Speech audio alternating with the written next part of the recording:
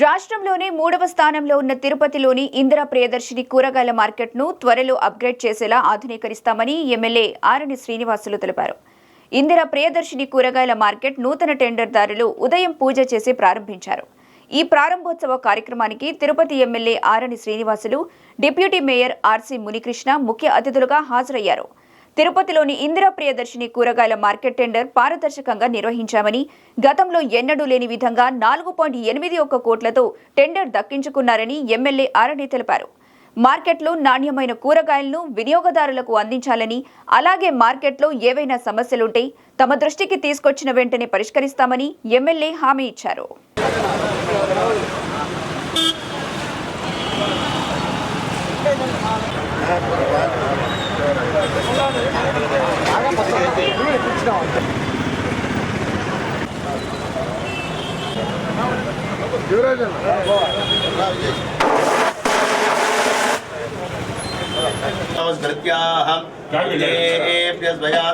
भद्रं निर्वृतिं मम असोगुप्यमग्यमावह जीवनन्तयशोदिशाः दीपाराधन मुहूर्त शुभ मुहूर्त अस्तु सुप्रतिष्ठितमस्तु.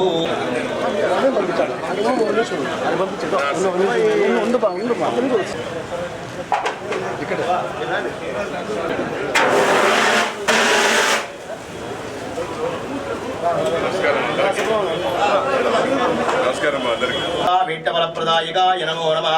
लक्ष्मी वेंकटेश्वर स्वामिने नमो नमः. श्री महालक्ष्मी देवताभ्यो नमः. वांछा सिद्ध्यर्थेन सर्वा श्री दुर्गा परमेश्वरी अनुग्रह. ఓం నమో వెంకటేశాయ. ఈరోజు తిరుపతి నగరంలో ఇందిరా ప్రియదర్శిని కూరగాయల మార్కెట్ ప్రతి సంవత్సరం టెండర్లు జరుగుతూ ఉన్నాయి. అందులో భాగంగా ఈ సంవత్సరం కూడా 25-26 ఆర్థిక సంవత్సరానికి తిరుపతి నగరంలో కూరగాయల మార్కెట్ పబ్లిక్ ఓపెన్ యాక్షన్ జరగడం జరిగింది.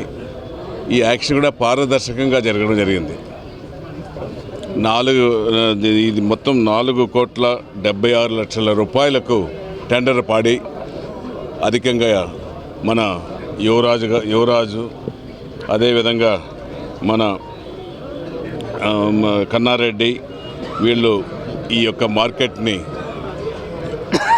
చేపట్టడం జరిగింది. వీరికి ఎటువంటి ఆటంకాలు లేకుండా అన్ని విధాల సౌకర్యాలు కల్పించి మున్సిపల్ కార్పొరేషన్ ద్వారా మరియు ఇక్కడ ఎటువంటి లోటుపాటు లేకుండా చూసే బాధ్యత కూడా మేము కూడా చూసుకుంటామనేసి కూడా తెలియజేసుకుంటున్నాను. ఇక్కడ ముఖ్యంగా ఈ కూరగాయలు అమ్ముకునే వాళ్ళు, హోల్సేల్గా అమ్ముకునే వాళ్ళిద్దరికీ ఒక సద్భావ సంబంధం ఉండాలి. అందరూ కూడా కలిసిమెలిసి చేసుకోవాలి. ఈ కూరగాయల మార్కెట్లో వ్యాపారాలు చేస్తున్న ప్రతి ఒక్కరూ ఆరోగ్యాలతో సుఖ సంతోషాలతో ఉండాలి. ఎందుకంటే వీరి ద్వారానే తిరుపతి నగరం మొత్తం కొనుగోలు ఇక్కడ చేసుకుంటారు. ఏమంటే ఇక్కడ నాణ్యమైన సరుకులు పల్లెల నుంచి వస్తూ ఉంటాయి. పల్లెల నుంచి వచ్చేది పవిత్రంగా ఉంటాయి, కల్తీలు ఉండవు, కొన్ని చాలా శ్రేష్టంగా ఉంటాయి. ఇవన్నిటిని కూడా ఈ కూరగాయల మార్కెట్లో లభ్యమవుతుంది. ఏది కావాలనుకున్నా వెజిటబుల్ మార్కెట్లో లభ్యమవుతాయనేసి కూడా ప్రజలు గుర్తించారు. అందరూ కూడా మార్కెట్కి వస్తే సరసమైన ధరలు ఉంటాయనేసి కూడా నమ్ముతారు. ఇవి మందులు కొట్టకుండా ఈ అన్నీ శ్రేష్టమైన కూరగాయలు సరఫరా చేయాలని తెలియజేసుకుంటూ, గత ప్రభుత్వంలో టెండర్లు కూడా పెట్టకుండా నామినేటెడ్ పద్ధతిలో ఈ సంవత్సరం 25-26లో 4,76,00,000 వస్తే అంతకుముందు 2 కోట్ల రూపాయలతోనే పాడుకొని 2 కోట్లు వాళ్ళ సొంత జోబుల్లోకి వేసుకోవడం జరిగింది. లాస్ట్ 24-25 ప్రభుత్వంలో 8 నెలలకు గాను దాదాపు 4 కోట్ల పోటీపడి ఎత్తుకోవడం జరిగింది. అంతకుముందు ఇటువంటి పద్ధతులు లేవు. అంతా పారదర్శకంగా కాకుండా అంతా లోపాయికారంగా ముందు నీకింత నాకంతా అనేసి మాట్లాడుకొని మా ప్రజాప్రతినిధులకు, ఇక్కడ నాయకులకు సగం డబ్బులు మున్సిపాలిటీ కడుతున్నారు. ఇప్పుడు మన ఎన్డీఏ కూటమి ప్రభుత్వం వచ్చిన తర్వాత మన గౌరవ ముఖ్యమంత్రి నారా చంద్రబాబు నాయుడు గారు, గౌరవ ఉప ముఖ్యమంత్రి కొణిదెల పవన్ కళ్యాణ్ గారు వీరి నేతృత్వంలో అన్ని పారదర్శకంగా జరుగుతున్నాయి. అన్ని ఆన్లైన్ టెండర్స్ ఒకరికి కూడా ఎటువంటి వారికి ఎవరు పనిచేసే వాళ్ళు ఎత్తుకొని చేయొచ్చు అనే ఒక విధానంతో ముందుకు వెళ్తున్నారు. అదే మార్గంలోనే కూడా అన్ని జిల్లాలలో కూడా జరుగుతూ ఉంది. ముఖ్యంగా మన తిరుపతి నగరంలో మున్సిపల్ కార్పొరేషన్ పరిధిలో మన మున్సిపల్ కమిషనర్ గారి నేతృత్వంలో ఎటువంటి లోటుబాట్లు లేకుండా అన్ని పారదర్శకంగా జరుగుతున్నాయనేసి కూడా ఈ సందర్భంగా తెలియజేస్తున్నాను.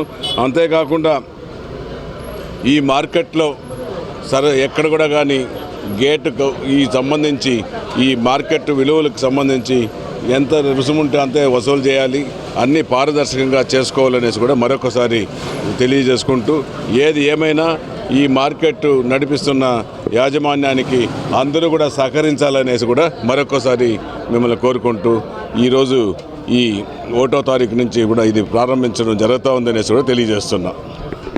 కొన్ని వసతులు కావాలని అడుగుతున్నారు. ముఖ్యంగా వాటర్ కూడా దీనికి కల్పిస్తాము ఖచ్చితంగా. దీనివల్ల మున్సిపాలిటీకి రెవెన్యూ వస్తూ ఉంది.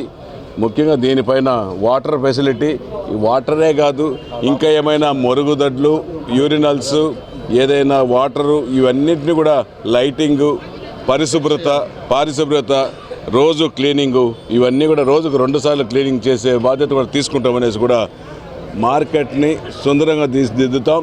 ఇది పాతదిగా ఉంది. దీన్ని అన్నింటినీ కూడా కొంచెం ఇప్పుడు తిరుపతి ఇది మహానగరం. ఇది పెద్ద 3 రాష్ట్రంలో విజయవాడ, విశాఖ, తిరుపతి 3 ప్రధాన నగరాలు. అందులో ఈ మార్కెట్ని కూడా అప్గ్రేడ్ చేసేదానికి మా వంతు కృషి చేస్తామనేసి కూడా తెలియజేస్తున్నాం.